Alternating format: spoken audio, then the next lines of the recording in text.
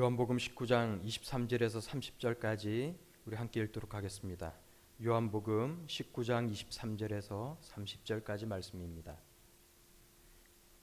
군인들이 예수를 십자가에 못 박고 그의 옷을 취하여 네 곁에 따라 각각 한 개씩 얻고 속옷도 취하니 이 속옷은 호지 아니하고 위에서부터 통으로 짠 것이라.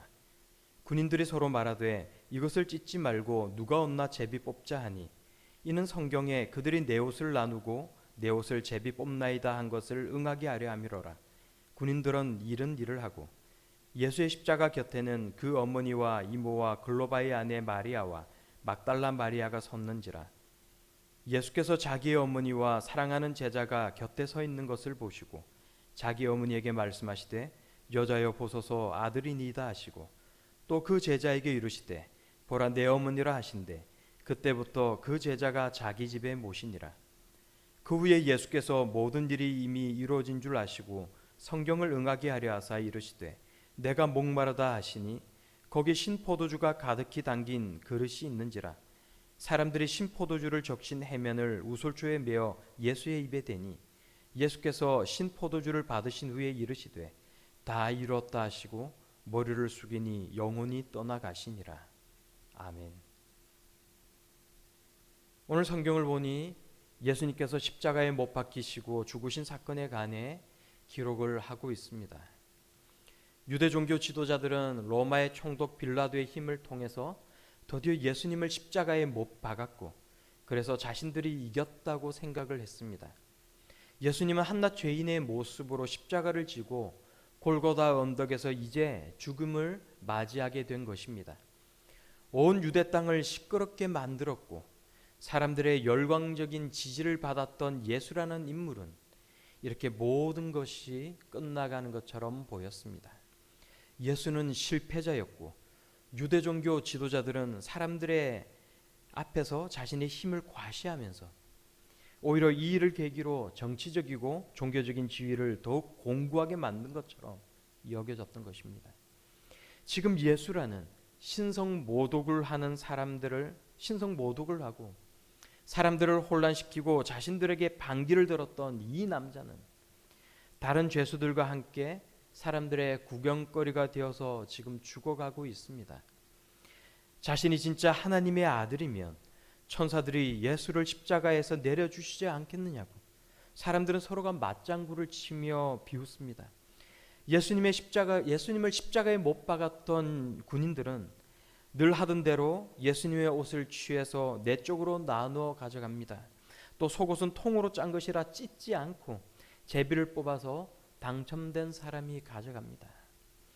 당시에는 옷감이 귀했기 때문에 사형을 당하는 죄수의 옷을 사형장에 있던 군인들이 이렇게 챙겨갔던 것입니다. 그리고 지금까지 여느 사형수의 옷을 가져갔던 것처럼 이런 행동을 관행적으로 아무렇지도 않게 행하고 있는 것입니다. 하지만 사형수는 아직 죽지 않았습니다. 십자가에 못 박아 매달아 매고 난 뒤에 바로 밑에서 이런 행동을 하는 것은 너무나 비인간적이고 비인격적이고 잔인한 행동인 것입니다. 예수님은 십자가에 달리기 전에 온갖 능욕과 채찍질을 당하셨습니다. 그리고 옷을 뺏겨서 몸을 드러낸 채로 사람들 앞에서 나무에 매달려 있습니다. 그런데 그 밑에서는 서서히 죽어가는 사람의 옷을 나누어 가져가고 있는 우리가 이해할 수 없는 이런 풍경이 벌어지고 있는 것입니다. 이것은 수치와 잔혹한 고통을 안겨주는 것입니다.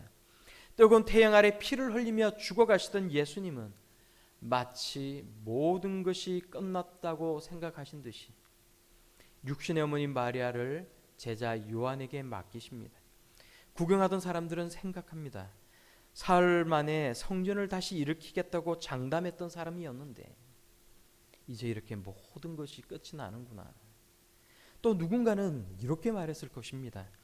그래도 대단한 능력을 행하고 수많은 사람들의 질병을 고쳐주었던 그런 사람인데 세상의 권력 앞에서 이렇게 꼼짝없이 무너지고 마는구나. 예수를 따르던 수많은 사람들은 대부분 다 어디론가 도망을 가버렸고 어쩌면 저렇게 몇몇 여자들만이 남아서 이렇게 통곡을 하고 있는 것인지 충성심 있는 초종자가 별로 없는 한낱 불쌍한 죄수의 모습, 예수님은 그런 모습으로 지금 죽어가고 있는 것입니다. 이었고 예수님은 십자가에 달린 채로 말씀하십니다. 내가 목마르다. 한낮의 떼약볕 아래 피를 많이 흘리신 예수님이 고통 중에 하신 말씀입니다. 목이 마르시고 온몸이 아프셨을 것입니다.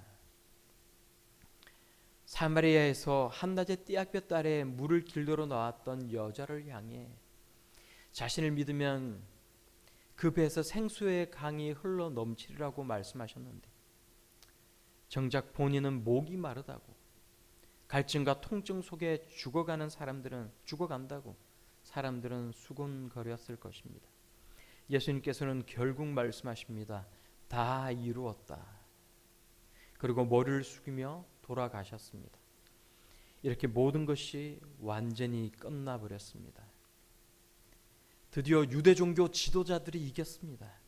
예수라는 남자의 이야기는 사람들의 입에서 잠시 회자가 되겠지만 시간이 지나고 나면 다 잊혀져 버릴 것입니다.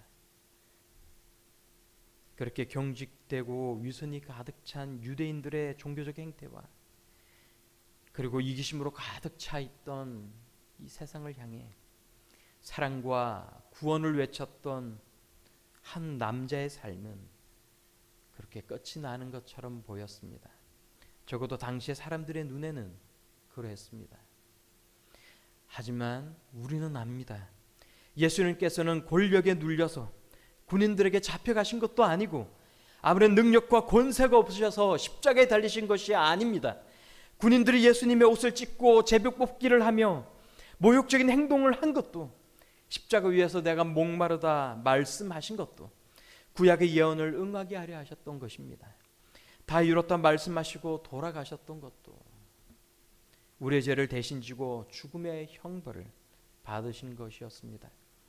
아무런 죄가 없으신 예수님께서 우리와 하나님 사이에 있던 벽을 허물어내시고 우리를 하나님 아버지의 품에 안겨주시려고 애초에 이 모든 것들을 작정하신 것입니다.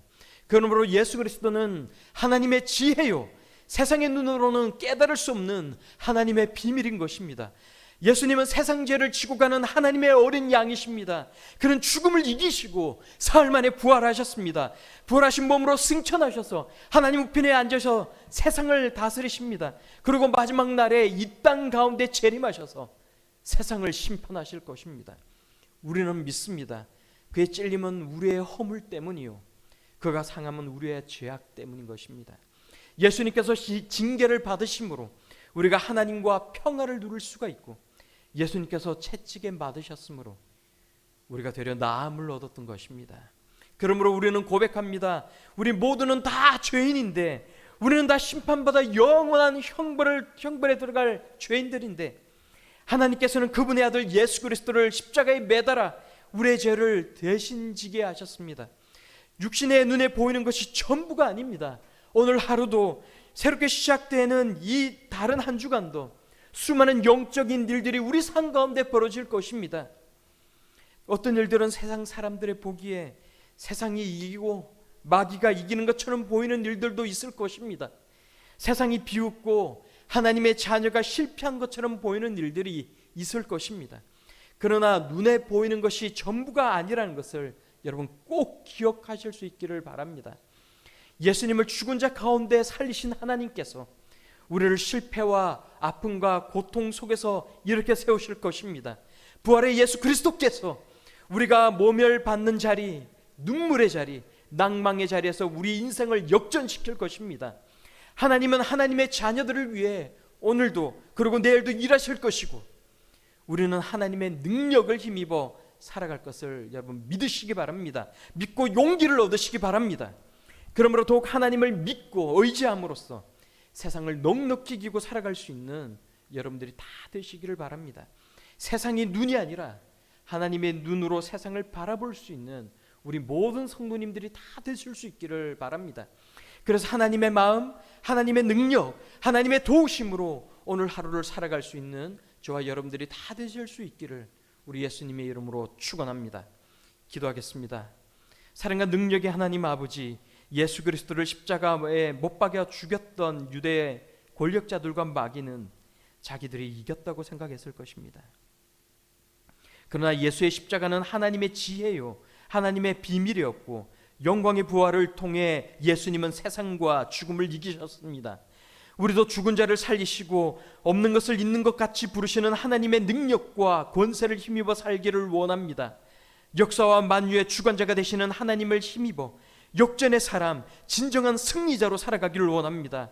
세상 쾌락을 얻기 위해 죄를 범하기보다는 하나님 말씀에 순종하기 위해 저의 모든 것을 포기할 수 있는 예수님의 제자들로 오늘 하루를 살게 하여 주옵소서. 하나님 나라를 위해 당하는 고통을 당연한 것으로 여길 줄 아는 담대함을 허락하여 주옵소서. 이 모든 말씀 예수님의 이름으로 기도드리옵나이다. 아멘. 우리 함께 계속해서 기도하겠습니다.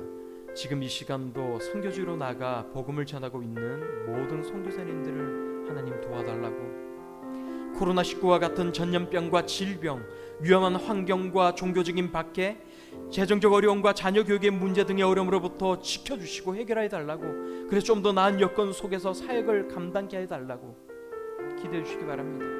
한국의 만연한 기독교에 대한 불신과 오해가 없어지도록 이 땅의 모든 교회와 성도들이 종교 생활이 아니라 참 믿음의 생활을 하게 하여 주시고 빛과 소금처럼 살기 위해 노력할 수 있도록 우리의 모든 마음들을 깨우쳐 달라고, 우리 푸른솔 성국교회가 영적으로도 성장하고 양적으로도 성장하는 교회가 되게 해달라고, 그래서 모든 성도들이 하나님과 동행하는 삶을 살게 하여 주시고 매번 삶으로 예배하는 참 예배자가 되게 해달라고, 우리 좋은 예수님을 날마다 전하는 우리 교회 되게 해달라고 우리 계속해서 기도하시겠습니다. 기도하겠습니다.